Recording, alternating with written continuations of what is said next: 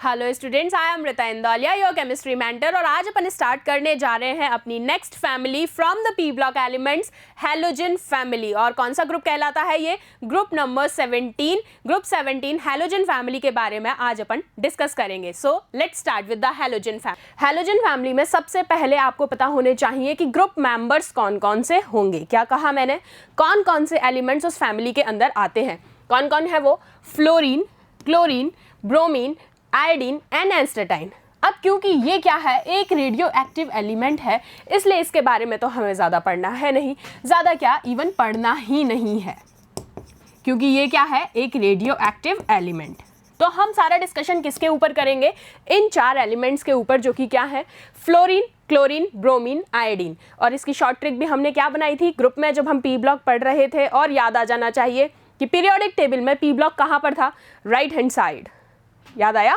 एक बड़ा सा ग्रुप 4-5 मेंबर्स वाला, वो कौन सा था? P block. और वहाँ पर ये जो आपका ग्रुप है, ये फैमिली कहलाती है हैलोजन फैमिली, जिसको आपने कहा फ्लोरीन, क्लोरीन, ब्रोमीन, आयोडीन। और हमने एक शॉर्ट ट्रिक बनाया था जिसे मैंने कहा था, फिर कल बाहर आई कौन? आंटी। अब आंटी को पढ़ना नहीं है क्योंकि वो क्या है? Radio active. आइए अब आप इसकी जनरलाइज्ड इलेक्ट्रॉनिक कॉन्फ़िगरेशन की अगर मैं आपसे बात करूं तो आप कहेंगे इसकी जनरलाइज्ड इलेक्ट्रॉनिक कॉन्फ़िगरेशन क्या होती है? ns2np5। क्या? ns2np5 मतलब कि उसके लास्ट शेल में मैक्सिमम नंबर ऑफ इलेक्ट्रॉन्स कितने हो सकते हैं भाई? 5 हो सकते हैं।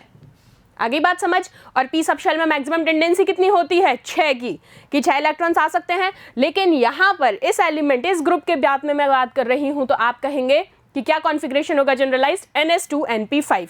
आ जाओ इलेक्ट्रॉनिक कॉन्फ़िगरेशन देखते हैं। एटॉमिक नंबर सब तुम जानते हो, सिंबॉलिक रिप्रेजेंटेशन तुम सारे जानते हो, अब तो कॉन्फ़िगरेशन लिखना भी जानते हो। लेकिन एक बार आ जाओ देखते हैं। सबसे पहले बच्चा मैं कहती हूँ फ्लोरीन। क्या कहा मैंने? मेरे केमिस्ट्री के कीड़ों, थोड़ा सा इधर ध्यान दो, सारे मेंबर्स खत्म होने वाले हैं, अब तो तुम सारे एक्टिव फॉर्म में हो। फ्लोरीन के लिए मैंने बात कहा, सिंबॉलिक रिप्रेजेंटेशन सबको पता है, एफ। हाँ जी, एफ। Atomic number 9। कॉन्फ़िगरेशन लिख दो, क्या होगा? Helium 2s2 2p5। क्योंकि तुम्हें याद आ जाना चाहिए ये कौन से पीरियड को बिलोंग करता है? सेकंड पीरियड को। आ गया याद?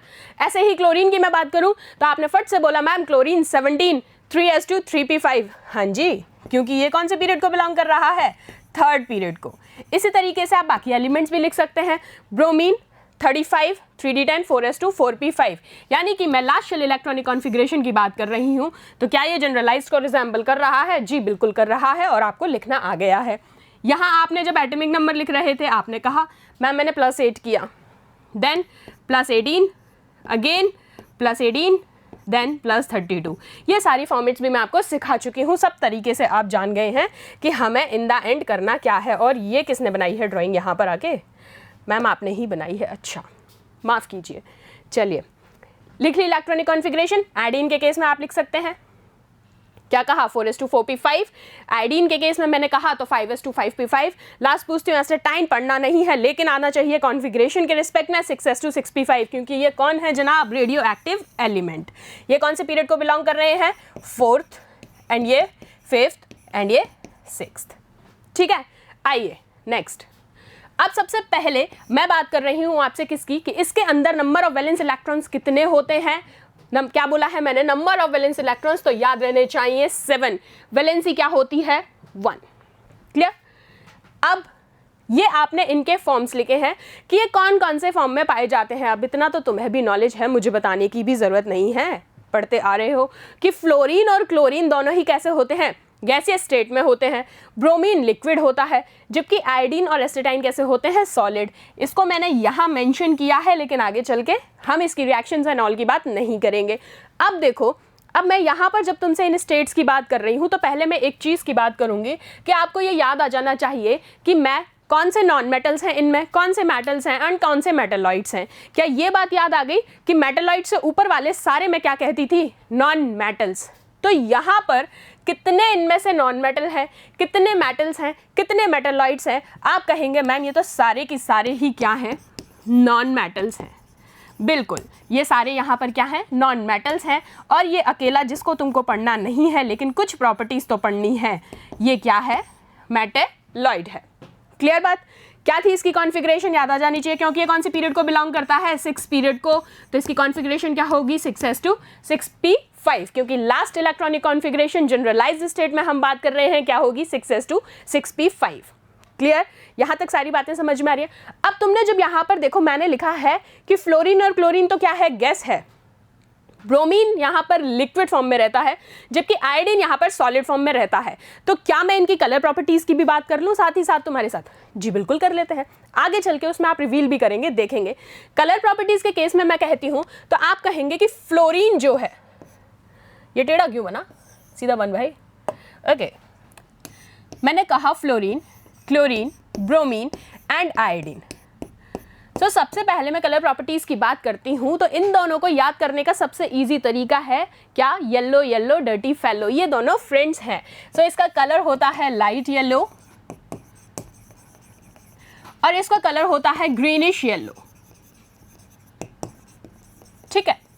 एंड आफ्टर दैट ब्रोमीन पे जब मैं आगे फॉरवर्ड कर रही हूं तो याद कैसे करोगे, Br से ब्राउन, Br से ब्राउन, तो इसका कलर होता है रेडिश ब्राउन और आयोडीन का कलर होता है वायलेट। है इजी, दो तो क्या है, दोस्त हैं, yellow yellow dirty fellow, light और ग्रीनिश येलो। ये क्या है, Br से brown, reddish brown and iodine जो है वो है वायलेट। ठीक है, ये सारी बातें मैंने कर ली, लेकिन मैं इन दोनों को एक साथ क्यों पढ़ा रही हूँ, इसके पीछे कुछ ना कुछ तो लोचा होगा। हाँ जी, लोचा है, क्योंकि यहाँ से मुझे तुम्हें कॉन्सेप्ट स्टार्ट करना है इनकी सारी की सारी जनरल प्रॉपर्टीज़ को रिवील करने का। अब देखो बच्चा, क्योंकि अगर मैं डाउन द ग्रुप बात कर रही हूँ, what I said, down the group, यानी कि फ्लोरीन, क्लोरीन, ब्रोमीन और आयोडीन, मैं यहाँ से यहाँ मूव कर रही हूँ, तो क्या साइज इंक्रीज हो रहा है? बिल्कुल हो रहा है। आपको सबको पता है कि आयोडीन का साइज क्या होता है, सबसे ज्यादा होता है, और ये भी तुम्हें पता है कि फ्लोरीन कैसा है, मोस्ट इलेक्ट्रोनेगेटिव एलिमेंट है, ये मोस्ट इलेक्ट्रोनेगेटिव एलिमेंट, ठीक है। अब आप देख रहे हैं कि जब आप डाउन द ग्रुप मूव कर रहे हैं तो साइज इंक्रीज हो रहा है। अब जब साइज इंक्रीज होगा तो मैंने कहा ओवरलैपिंग क्या होगी, कम या ज्यादा? ओवरलैपिंग कम होगी। क्यों होगी, एक बात बताओ, एक छोटा सा एग्जाम्पल देती हूँ। आप एक नॉर्मल, ये फ्लोरीन और इसकी ओवरलैपिंग हो रही है दूसरे फ्लोरीन एटम के साथ, ठीक है। अब इन दोनों के बीच में, अच्छा अपन एक नेक्स्ट पेज पे ले लेते हैं, अच्छे से इसको डिस्कस करते हैं। चलो यहाँ तक बात समझ में आई। अब अपन बात करते हैं डाउन द ग्रुप मूवमेंट में। चलो जनरल प्रॉपर्टीज़ में सबसे पहले, इसके साथ साथ रिवील करते जाते हैं। जनरल प्रॉपर्टीज में सबसे पहले मैं आपसे बात कर रही हूँ एटॉमिक साइज की, और क्या मैं अभी आपको यही बोल रही थी कि जब आप डाउन द ग्रुप मूव कर रहे हैं तो साइज क्या हो रहा है, बढ़ता जा रहा है। देखिए आपने लिखे elements, mister fluorine, fluorine, chlorine, bromine and iodine. हाँ जी, मैंने ये चारों लिख लिए। अब आपने कहा कि डाउन द ग्रुप में जब मूव कर रही हूँ तो यहाँ पर साइज जो है वो इंक्रीज हो रहा है, बिल्कुल इंक्रीज हो रहा है, और साइज इंक्रीज हो रहा है तो ओवरलैपिंग जो है वो क्या हो रही है, कम हो रही है। कैसे हो रही है अभी बताती हूँ। अब देखो ये है फ्लोरीन आपका, ठीक है, ये फ्लोरीन का मॉलिक्यूल और फ्लोरीन का दूसरा मॉलिक्यूल, क्योंकि इन दोनों का साइज छोटा है तो क्या इनके बीच में ओवरलैपिंग इजीली हो जाएगी? बिल्कुल हो जाएगी। जैसे ही मैं फ्लोरीन से क्लोरीन की तरफ मूव कर रही हूँ तो आपने देखा उसका साइज थोड़ा सा बड़ा है, ओवरलैपिंग उनके बीच में होगी, लेकिन इन कंपैरिजन टू फ्लोरीन अगर मैं बात करूँ तो क्या होगी, कम होगी। नेक्स्ट अगर ब्रोमीन पे मूव करेंगे तो उसका साइज और भी बड़ा है, तो उनके बीच में क्या होगी, ओवरलैपिंग और कम हो जाएगी। लेकिन जैसे ही मैं आयोडीन पे जाऊं तो आयोडीन के केस में आप क्या कहेंगे कि ओवरलैपिंग बहुत मुश्किल से होगी, या फिर आप कहेंगे कि नहीं होगी। क्यों?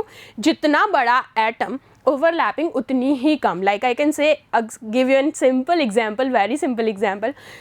कोई मोटा इंसान, लाइक जैसे अपने मम्मा लोग होते हैं थोड़े heavy chubby chubby cutie cutie से, तो हम जब हग करते हैं उनको तो आप कहते हैं ना कि एक प्रॉपर हग नहीं होता। A proper hug in the sense कि आप कहेंगे कि हाँ ठीक है मम्मा यार आपका टमी आ गया, कहते हो, तो इनको टमी मान लो एलिमेंट्स को आपके।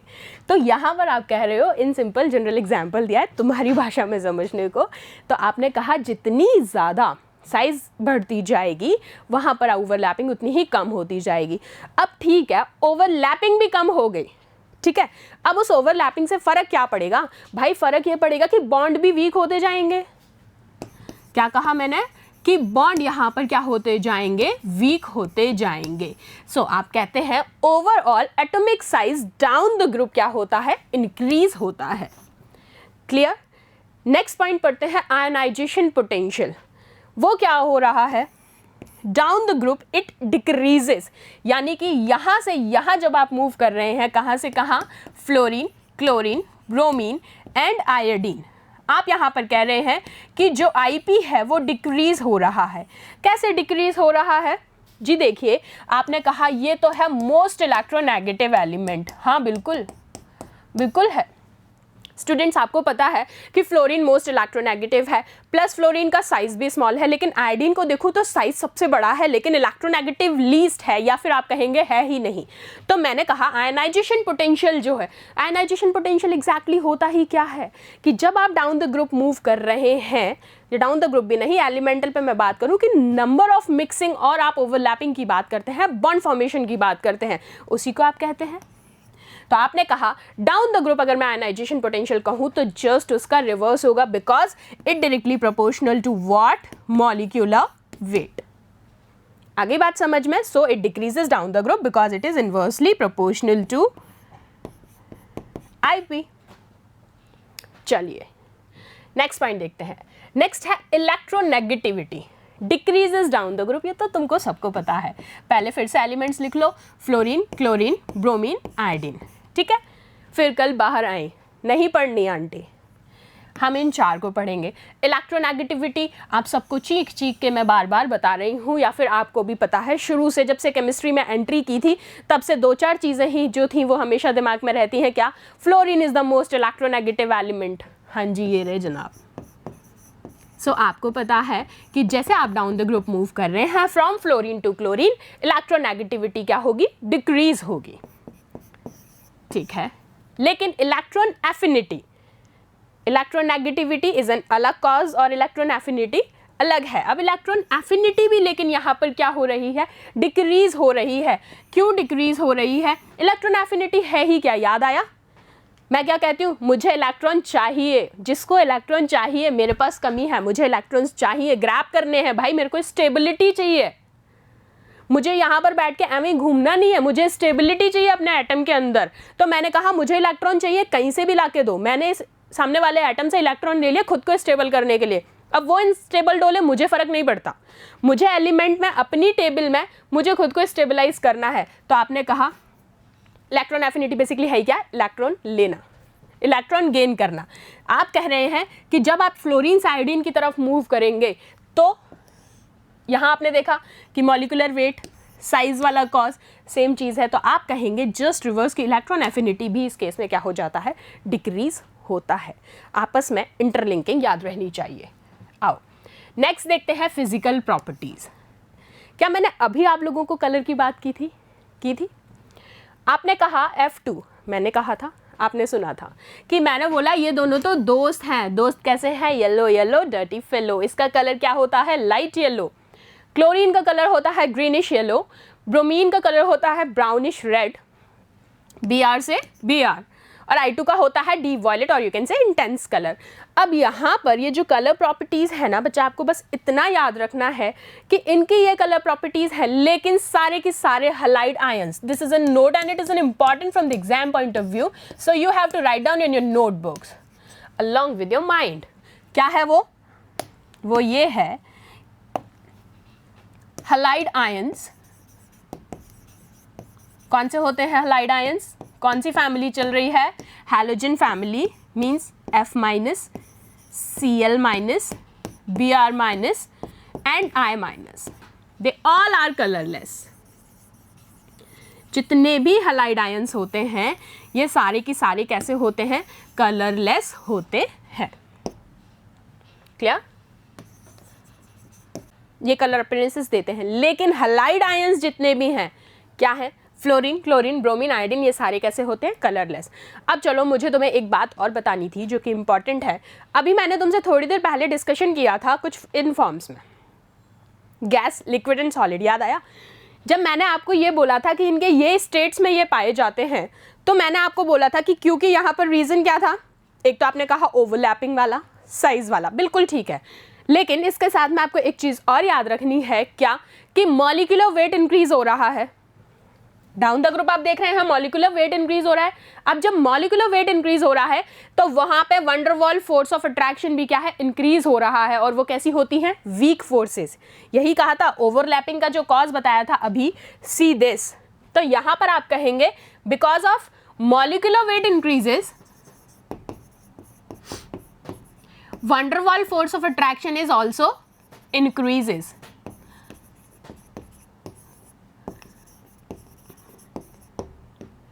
Is increases. ठीक है, ये चीज याद रखनी है।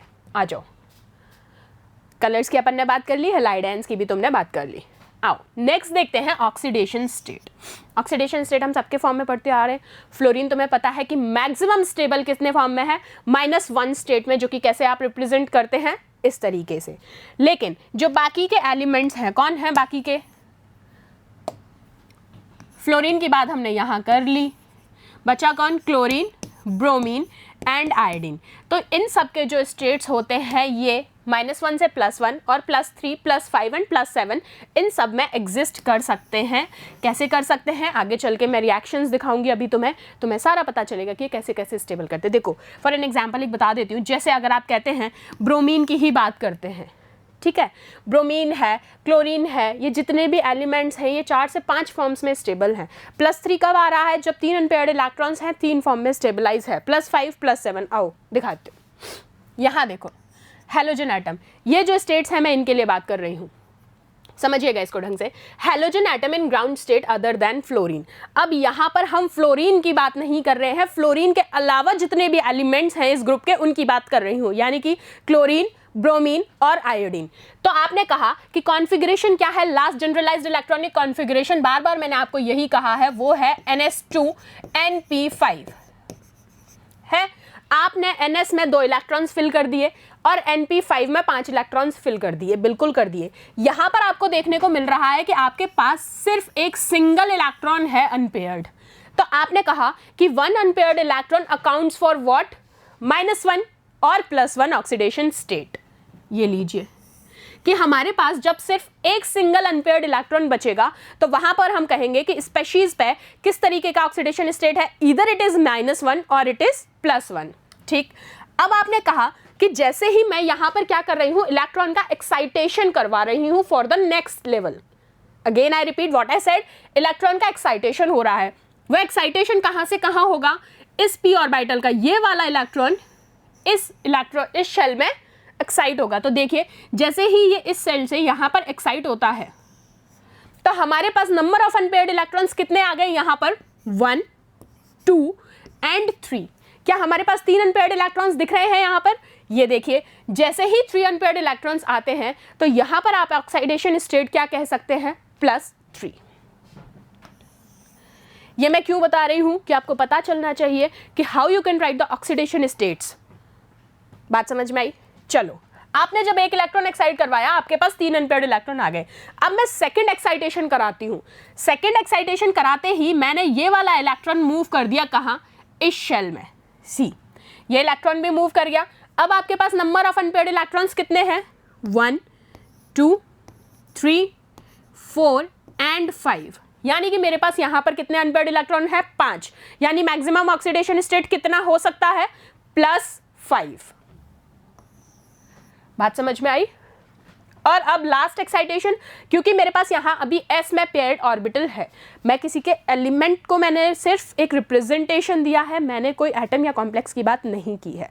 ठीक है, मैंने अब s से एक्साइटेशन कराया है from the last d shell, क्योंकि मेरी कॉन्फ़िगरेशन क्या है, NS2NP5। तो उसी अकॉर्डिंग मुझे एक्साइटेशन कराना होगा, अपनी मर्जी से नहीं कि अब यहाँ खत्म हो गए तो चलो एक और इलेक्ट्रॉन ले आते हैं कहीं से, उसको भी एक्साइट कराते हैं, नहीं। थर्ड एक्साइटेशन जब आप करा रहे हैं, सी, थर्ड एक्साइटेशन में आपने देखा ये इलेक्ट्रॉन एक्साइट होकर कहां चला गया, यहां। अब आप number of unpaired electrons count कीजिए, 1, 2, 3, 4, 5, 6 एंड 7, यानी कि नंबर ऑफ ऑक्सीडेशन स्टेट यहाँ पर क्या हो सकता है, +7। बात आ गई समझ अच्छे से? क्या कहा मैंने? It's totally depend on the unpaired electron in the last shell. अब यहाँ पर जो मैंने लिखा था ऑक्सीडेशन स्टेट का रिस्पेक्ट, अब बात समझ में आ गई होगी कि ये तो किस प्रेजेंट में रहता है, -1 में, लेकिन बाकी के कौन है ये, बाकी के ये तीनों किस किस फॉर्म में रहते हैं, +3, +5, +7, कुछ भी हो सकता है, और -1 और +1। चलो नेक्स्ट देखते हैं अब स्टेबिलिटी। अब स्टेबिलिटी के रिस्पेक्ट में हमें क्या देखना है, अब तुम यहाँ पर देखो, यहाँ हमने क्या लिया है, क्लोरीन, ब्रोमीन, फ्रोमीन और आयोडीन। अब आपको पता है कि क्लोरीन तो क्या है, एक लिक्विड है, और जबकि ब्रोमीन एक गैस है, कोई दिक्कत नहीं है। तो आपको सीधा सा पता है, हम यहाँ पर सीधा किससे रिलेट करेंगे, मोस्ट इलेक्ट्रोनेगेटिव कैरेक्टर के अकॉर्डिंग। तो आपने कहा वैसे तो in the form of what, in the form of single element, fluorine आपका मोस्ट इलेक्ट्रोनेगेटिव एलिमेंट है, लेकिन यहाँ स्टेबिलिटी आप गैस के रिस्पेक्ट में बात कर रहे हैं या स्टेट्स के रिस्पेक्ट में, लिक्विड एंड गैसियस स्टेट के रिस्पेक्ट में, तो आप याद रखेंगे ये ऑर्डर स्टेबिलिटी का सबसे ज्यादा क्या होगा, Cl2, then Br2, then F2, then I2। और अगर इसके साथ साथ मैं आपसे रिड्यूसिंग कैरेक्टर की बात कर लूं तो याद रखना है सबसे ज्यादा रिड्यूसिंग प्रॉपर्टी फ्लोरीन की होगी। किसकी? फ्लोरीन की। Fluorine, chlorine, bromine and iodine, फिर उसमें कोई अबनॉर्मल बिहेवियर नहीं आएगा।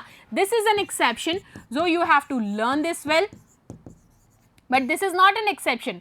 रिड्यूसिंग कैरेक्टर के केस में आपको पता है कि क्या ऑर्डर रहेगा, fluorine, chlorine, bromine and iodine. अब यहां आपको यह भी पता होना चाहिए कि अगर मैं बात करूं स्ट्रॉन्ग ऑक्सीडाइजिंग एजेंट और weak reducing agent, this is what, strong oxidising agent and this is weak reducing agent. अब यहां मैं अगर रिलेट कर रही हूं फ्लोरीन के केस में, ये लो मैंने F2- ले लिया, अगर मुझे इसे वीक रिड्यूसिंग एजेंट बनाना है तो मैं क्या करूंगी, इसकी एसिडिक कैरेक्टर की बात करूंगी। और एसिडिक कैरेक्टर का मतलब क्या है, जो इजीली H+ दे दे, जो जितना जल्दी H+ दे दे वो उतनी ही जल्दी अपने एसिडिक कैरेक्टर को शो करता है। तो ये कहा आपने, ये लीजिए, ये रिड्यूस हो गया इसमें। अब जैसे ही इसने अपना एसिडिक कैरेक्टर की वजह से कह दिया इजीली रिमूव हाइड्रोजन, तो ये उतना ही ज़्यादा क्या होगा, रिड्यूसिंग कैरेक्टर शो करेगा। तो आपने कहा ये क्या है, वीक रिड्यूसिंग एजेंट, जबकि ये क्या है, स्ट्रॉन्ग रिड्यूसिंग एजेंट। तो आप यहाँ पर भी याद रखें, ये जो फ्लोरीन एंड क्लोरीन है, ये दोनों तो स्ट्रॉन्ग ऑक्सीडाइजिंग एजेंट की तरह यू एक्ट करेंगे, जबकि ब्रोमीन और आयोडीन ये दोनों वीक रिड्यूसिंग एजेंट की तरह एक्ट करेंगे। क्लियर है बात? चलिए नेक्स्ट देखते हैं। अब बात करते हैं कुछ केमिकल प्रॉपर्टीज़ की। अभी तक जनरल प्रॉपर्टीज़ डिस्कस की हैं मैंने, फिजिकल प्रॉपर्टीज़ डिस्कस की, देन जनरल प्रॉपर्टीज़ डिस्कस की। अब बात करेंगे केमिकल प्रॉपर्टीज़ की। कौन से ग्रुप? Halogen family. कौन है? Fluorine, chlorine, bromine, iodine. Astatine नहीं बात करनी। आओ अब सबसे पहले रिएक्शन विद H2। पहली चीज तो ये याद रखो कि हैलोजेंस जो हैं वो H के साथ रिएक्ट करके क्या बनाते हैं, हाइड्रोजन हैलाइड बनाते हैं। सारे के सारे हैलोजेंस H के साथ रिएक्ट करके हाइड्रोजन हैलाइड बनाते हैं। चलो रिएक्शन कराते हैं। मैंने फ्लोरीन उठाया, H2 से रिएक्शन कराई, H2F2, क्लोरीन से भी करा दी, HCl, ब्रोमीन से कराई, ट्वाइस ऑफ HBr, I2 से, यानी कि ये सारी की सारी रिएक्शंस देते हैं। कोई दिक्कत नहीं है, यहाँ पर कोई ऐसा मेजर कॉज है ही नहीं, अबनॉर्मलिटी है ही नहीं। अब जो रिएक्टिविटी जो होगी हैलोजेंस की, उसका ऑर्डर क्या होगा, फ्लोरीन मोस्ट रिएक्टिव होगा। What I said, fluorine is most reactive among halogens. ठीक है। अब जो HCl है वो क्या होता है, ये रहा। अब तुम्हें पता है कि ये क्या है, हाइड्रोजन क्लोराइड ही तो कहते हो। HCl in gaseous state while HCl in aqueous solution is hydrochloric acid. बहुत ही छोटी चीज़ें हैं जो तुम्हें पता भी हैं कि जब हम गैसियस स्टेट में बात करते हैं तो उसको आप कहते हो क्या, हाइड्रोजन क्लोराइड। गैसियस में बात करोगे तभी तो उसको हाइड्रोजन बोलोगे, लिबरेट होगी। लेकिन किस फॉर्म में बात कर रहे हो, एक्वस स्टेट में, तो आप कहोगे हाइड्रोक्लोरिक एसिड, लिक्विड फॉर्म में। छोटी छोटी चीज़ें हैं ये, ऐसे क्वेश्चंस आते नहीं हैं लेकिन आपको पता होने चाहिए और तुम्हें पता है। HCl, HBr एंड HI कैसे एक्ट करते हैं, रिड्यूसिंग एजेंट की तरह। अभी बताया था स्ट्रॉन्ग एंड वीक और order. H2F2 can not decompose into H2 and F2 and so it can never act as an reducing agent. जबकि ये H2F2 डिसोसिएट नहीं होता है, इजीली डिकम्पोज नहीं होता है H2 में और F2 में सेपरेटली, इसलिए ये कभी भी रिड्यूसिंग एजेंट की तरह एक्ट नहीं करता, ये स्ट्रॉन्ग ऑक्सीडाइजिंग एजेंट की तरह एक्ट करता है। देखो अभी बताया था, याद आ गया? चलो नेक्स्ट, H2F2 का हाईएस्ट बॉइलिंग पॉइंट होता है और लिक्विड स्टेट में एग्जिस्ट करता है। कौन है ये? Hydrogen fluoride. Hydrogen fluoride melting point और बॉइलिंग पॉइंट, इन दोनों की मैं पूछना चाह रही हूँ तुमसे, किसके रिस्पेक्ट में? हैलोजन फैमिली के रिस्पेक्ट में। चलो बताओ मुझे, छोटा सा बता दो एक, क्या फ़र्क पड़ेगा? अभी सारी फिजिकल प्रॉपर्टीज़ डिस्कस की तो आंसर तो सामने है अच्छे से, और मैंने सारे पॉइंट्स बताए हैं, लेकिन अब मैं तुमसे पूछ रही हूँ क्योंकि यहाँ बॉइलिंग पॉइंट का एक कॉज आ गया, तुमने बोल दिया H2F2 क्या है? हाईएस्ट बॉइलिंग पॉइंट होता है, ठीक है मान लिया, लेकिन इनका क्या रिस्पेक्ट होता है? क्या फ़र्क पड़ेगा? देखो मेल्टिंग पॉइंट और बॉइलिंग पॉइंट दोनों ही डायरेक्टली प्रोपोर्शनल होते हैं किसके? वैन डर वाल फोर्सेस के। और वैन डर वाल फोर्स का अभी बताया था तुमको कि van der Waals force of attraction का कॉज क्या रहता है? It increases while you go down the group, ठीक है? और ये van der Waals force of attraction किसके डायरेक्टली प्रोपोर्शनल होते हैं? मॉलिक्यूलर वेट के, बस। सो दैट आप कहेंगे कि they all are increases while you are moving down the group. Clear? देखो कुछ क्लॉजेज ऐसे होते हैं ना कि जब आप पढ़ा रहे हो, कोई एग्जाम्पल आया तो आपको याद आ जाता है, तो मेरी आदत तो है बताने की, मैं बता देती हूँ, लेकिन तुम्हारी आदत में भी डालो कि मैम बीच में क्यों बता दिया, बीच में क्यों बता दिया, हम तो नहीं पढ़ रहे, हमें तो ये पढ़ना ही नहीं था मैम, ये तो सिलेबस में ही नहीं था, चैप्टर में ही नहीं था, चुप करो, उससे कोई मतलब नहीं है। हर टर्म, हर शब्द आना चाहिए, कभी भी क्वेश्चन कहीं से भी बन जाता है। क्वेश्चन ये नहीं कहेगा हमेशा कि मैंने ये लाइन लिखी है तो इसमें से ही आऊँगा, नहीं, वो कहता है इस लाइन को लिखो, इसके पीछे वाली लाइन से आऊँगा। अरे भाई क्वेश्चन जो है ना वो जिन है, जिसको आप, अब वो ज़माने गए कि आप रब करोगे तो जिन निकलेगा, अब रब करने की ज़रूरत नहीं है, वो खुद ब खुद निकलता है। चलो नेक्स्ट पढ़ते हैं। नेक्स्ट रिएक्शन है रिएक्शन विद H2O। H2O के साथ रिएक्शन कराते हैं भाई, आ जाओ, क्या दिक्कत है? पानी के साथ रिएक्शन करानी है। फ्लोरीन की रिएक्शन कराई आपने वाटर के साथ, क्या बनेगा? H2O F2 और ऑक्सीजन गैस रिलीज हो जाएगी। लेकिन जो बात है वो याद रखनी है कि H2O रिड्यूसिंग एजेंट की तरह एक्ट करता है सिर्फ फ्लोरीन के साथ। कि क्या, दोबारा बोल रही हूं कि H2O रिड्यूसिंग एजेंट की तरह एक्ट करता है सिर्फ फ्लोरीन के साथ। क्लोरीन के साथ रिएक्शन कराते हैं, लीजिए, आपने बना लिया हाइड्रोक्लोरिक एसिड और हाइड्रोक्लोरस एसिड, ये लीजिए। अब आपने क्या कहा, इसकी फर्दर रिएक्शन कराई, ऑक्सीजन रिलीज कराना है, क्योंकि रिएक्शन किससे करा रहे हो? ऑक्सीजन से। लेकिन ये है ऑक्सीजन, ये क्या है? नेसेंट ऑक्सीजन, जिसका काम ही क्या है, प्रॉपर्टी ही क्या है, पढ़ाया था ना ओजोन वाले पार्ट में। नेसेंट ऑक्सीजन क्या करती है? मैं आ गई, तुम रह के दिखाओ मेरे इलाके में, सबको ऑक्सीडाइज कर देती है, बस। So Cl2 in a presence of moisture act as a bleaching agent. यहाँ पर जो CO2 है वो किसकी तरह एक्ट करता है? ब्लीचिंग एजेंट की तरह। यहाँ पर एक फॉर्मूला भी मैं आपको बताती हूँ कि ब्लीचिंग पाउडर की बात कर लेती हूँ यहीं पर साथ साथ। क्या फॉर्मूला होता है? CaOCl2, this is your bleaching powder.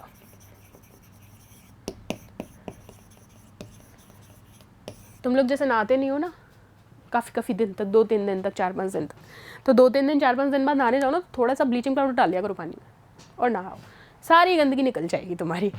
इतनी तो जमा कर ही लोगे तुम, नहाओगे नहीं तो ब्लीचिंग पाउडर की प्रॉपर्टी शो करते हैं ये, ऐसी कोई ख़ास बात हमें है नहीं। और इसी को देखो, ये तो आपने इस फॉर्म में लिख दिया, लेकिन कई बार बेटा इसका नॉर्मल नेम भी पूछ लिया जाता है, तो आप इसको क्या कहते हैं? कैल्शियम, सॉरी इधर से लिखती हूँ, कैल्शियम हाइपोक्लोराइट, ठीक है, इसी को कहते हैं आप। बात आ गई समझ में? लिख लो, इंपॉर्टेंट है। देखो यहाँ पर ब्लीचिंग एजेंट की बात की तो मैंने ब्लीचिंग पाउडर का फॉर्मुलेशन भी बता दिया तुमको। चलो इसकी रिएक्शन भी बता देती हूँ कैसे बनता है। CaCl2 प्लस CaO, याद आ रहा है कुछ? इससे बन जाता है CaOCl2। ये होता है आपका ब्लीचिंग पाउडर। नेक्स्ट देखते हैं डिस्प्लेसमेंट रिएक्शन। आपने F2 की रिएक्शन कराई किसी भी हैलाइड के साथ, X यहाँ पर आपका कोई भी हैलाइड हो सकता है। चलो आपने देखा चॉइस ऑफ NaFX2। अब ये यहाँ पर X, क्योंकि आप रिएक्शन में क्या ले रहे हैं, F2 ले ही रहे हैं, तो F यूज़ नहीं कर सकते।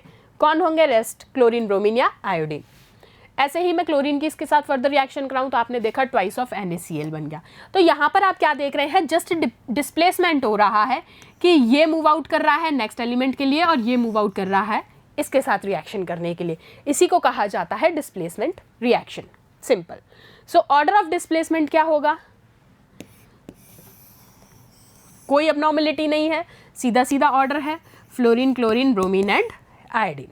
ठीक। आओ, if halogen is in negative oxidation state that is replaced by more electronegative element। ठीक बात है। एक तो देखो तुम्हें पता है हेलोजन पे ऑलरेडी नेगेटिव चार्जेस होते हैं, प्लस वो नेगेटिव ऑक्सीडेशन स्टेट में है, क्योंकि ऑक्सीडेशन स्टेट यहाँ पर क्या है, वो प्लस में भी स्टेबलाइज होता है, अभी बताए थे। इन्होंने कहा है कि जब वो नेगेटिव ऑक्सीडेशन स्टेट में होगा तो वो हमेशा मोर इलेक्ट्रोनेगेटिव से ही रिप्लेस किया जाएगा। और आपको पता है इस ग्रुप में मोस्ट इलेक्ट्रोनेगेटिव कौन है, सबसे ज़्यादा फ्लोरीन, देन क्लोरीन। चलो, if halogen is in positive then it replaced by less, just reverse। अब देखते हैं NH3 के साथ रिएक्शंस। कराओ ना, रिएक्शन कराओ। फ्लोरीन NH3 क्या बन गया, NF3 और थ्राइस ऑफ हाइड्रोजन फ्लोराइड निकल गया, रिलीज हो गया।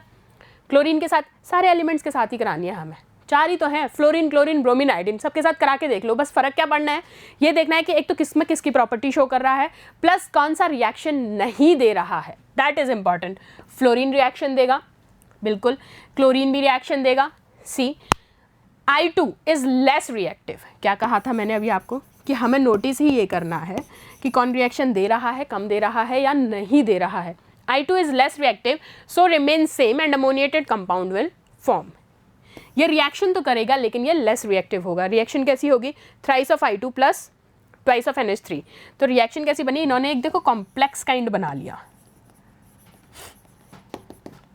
है ना।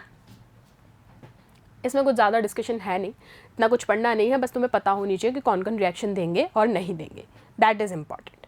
अब NaOH के साथ रिएक्शन कराते हैं, करा लो। क्या है ये, सोडियम हाइड्रोक्साइड, तुमने रिएक्शन कराई, बन गया OF2 रिलीज, H2O निकल गया। सेम इधर आपने फिर से NaOH की कराई, पहले डाइल्यूट फॉर्म में लिया था, अब कंसनट्रेटेड फॉर्म में ले लिया, कितना ही फ़र्क पड़ा, सिर्फ मोल्स ही तो चेंज हो रहे हैं। सी दोनों ही रिएक्शन ईजिली हो रही है, दोनों फॉर्म में कंसनट्रेट हो या डाइल्यूट हो। अब हमें पढ़ना है फॉर्मेशन ऑफ ऑक्साइड्स, किसकी, हैलोजन ग्रुप की। No oxides of fluorine, fluorine कोई भी ऑक्साइड्स नहीं बनाता है। क्यों नहीं बनाता है, क्योंकि उसका क्या है, सबसे ज़्यादा इलेक्ट्रोनेगेटिव कैरेक्टर है। बार बार यही चीज़ बोली जा रही है, जिस वजह से वो कोई भी ऑक्सो एसिड नहीं बनाता और हम कहेंगे ऑक्साइड्स की फॉर्मेशन नहीं करता। बाकी के जितने भी हैं, कौन, क्लोरीन, ब्रोमीन एंड आयोडीन, ये सारे की सारे क्या बनाते हैं, ऑक्साइड्स बनाते हैं। और ऑक्साइड का मतलब ही क्या है, रिएक्शन किससे होगी, ऑक्सीजन के साथ। तो देखो X2O टाइप का मॉलिक्यूल किसको कहा जाता है, आपने क्लोरीन लिया, उसके ऑक्सीजन से रिएक्शन कराई, 2 क्लोरीन के मॉलिक्यूल, 1 ऑक्सीजन। यहाँ पर आपने देखा कितने हैं टोटल, +1 ऑक्सीडेशन स्टेट आ रहा है सिंगल इससे। X2O3 टाइप यानी कि 2 क्लोरीन के मॉलिक्यूल और 3 ऑक्सीजन के मॉलिक्यूल। सी आपने कहा लास्ट में कितने हैं, 3, ऑक्सीडेशन स्टेट +3, सेम +5 एंड +7। तो हमने चारों की चारों फॉर्म्स दिखा दी। ये देखिए क्लोरीन Cl2O स्ट्रक्चर Cl2O इस तरीके से, फिर कहाँ गया, एक सेकेंड, Cl2O3 स्ट्रक्चर फॉर्मेशन।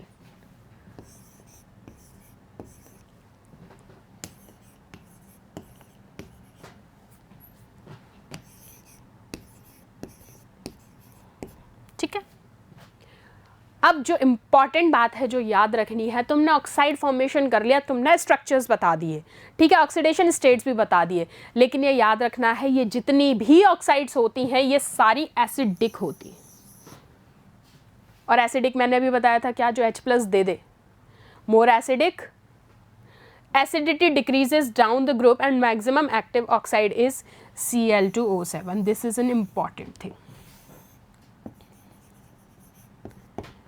कि जैसे जैसे आप ग्रुप में डाउन मूव कर रहे हैं fluorine, chlorine, bromine and iodine, तो डाउन द ग्रुप आप कहेंगे कि एसिडिटी क्या हो रही है, डिक्रीज हो रही है। और यहाँ पर मैक्सिमम किसकी है, Cl2O7 की। ऑक्सीडेशन स्टेट क्या है, +7। आइए, formation of oxy acids, F, वहाँ ऑक्साइड्स ही नहीं बनाना था तो ऑक्सी एसिड्स कैसे बनाएगा, ये ऑक्सी एसिड नहीं बनाएगा, सेम कॉज आएगा, हाई इलेक्ट्रोनेगेटिविटी।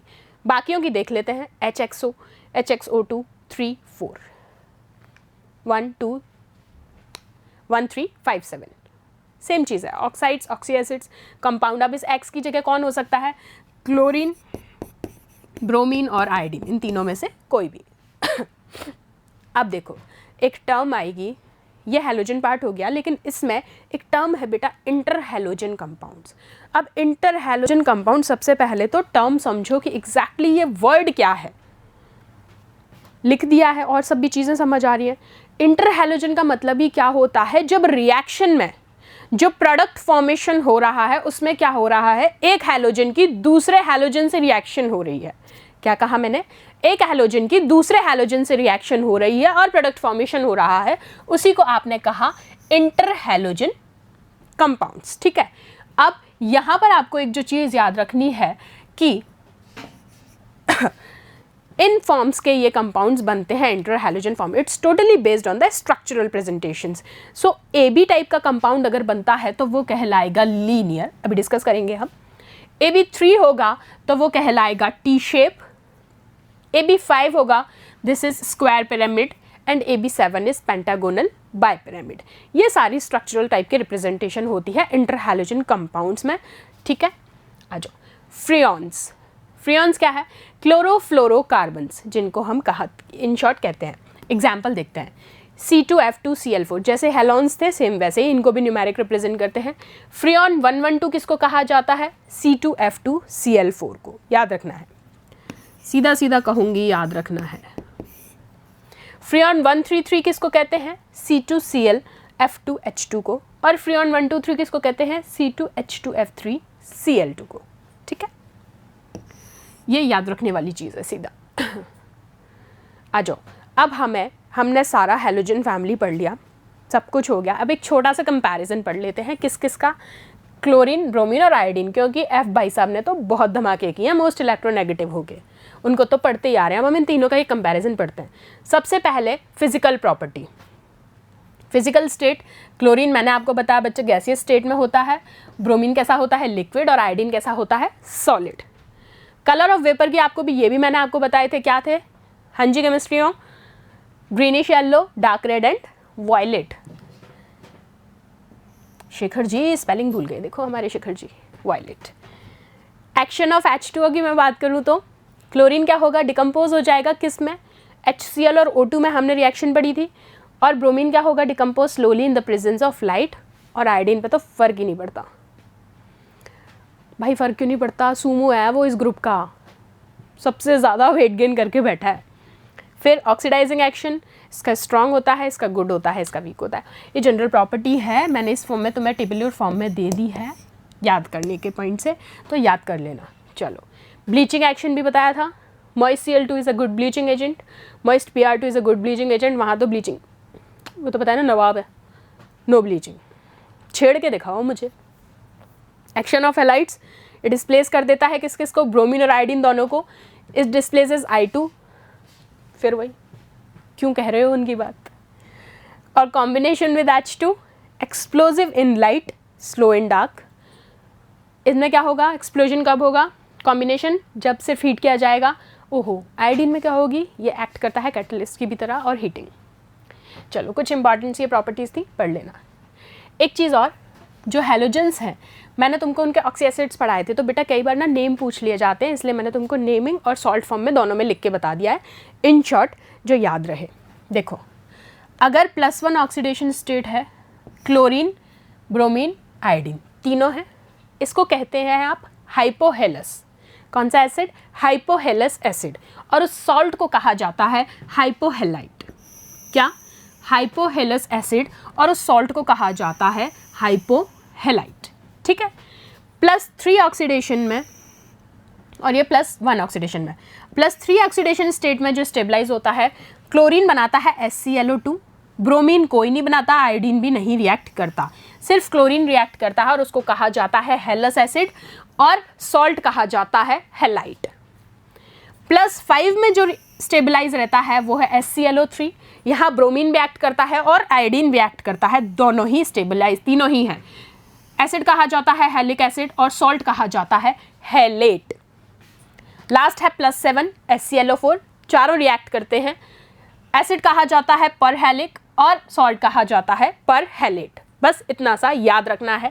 इन पे कई बार पूछ लिया गया है, सीधा स्ट्रेट क्वेश्चन आता है, कोई घुमा फिरा के नहीं देता, इन पे सीधा पूछ लेता है कि इसका नेम दे दिया होता है, आपसे फॉर्मूला पूछ लेता है, फॉर्मूला दे दिया हो आपसे नेमिंग पूछ ले, या तो सॉल्ट फॉर्म में या एसिड फॉर्म में, या फिर तीनों चीज़ दे दे, आपसे ऑक्सीडेशन स्टेट पूछ ले, तो मैंने सारा कॉम्बिनेशन दे दिया है तुम्हें।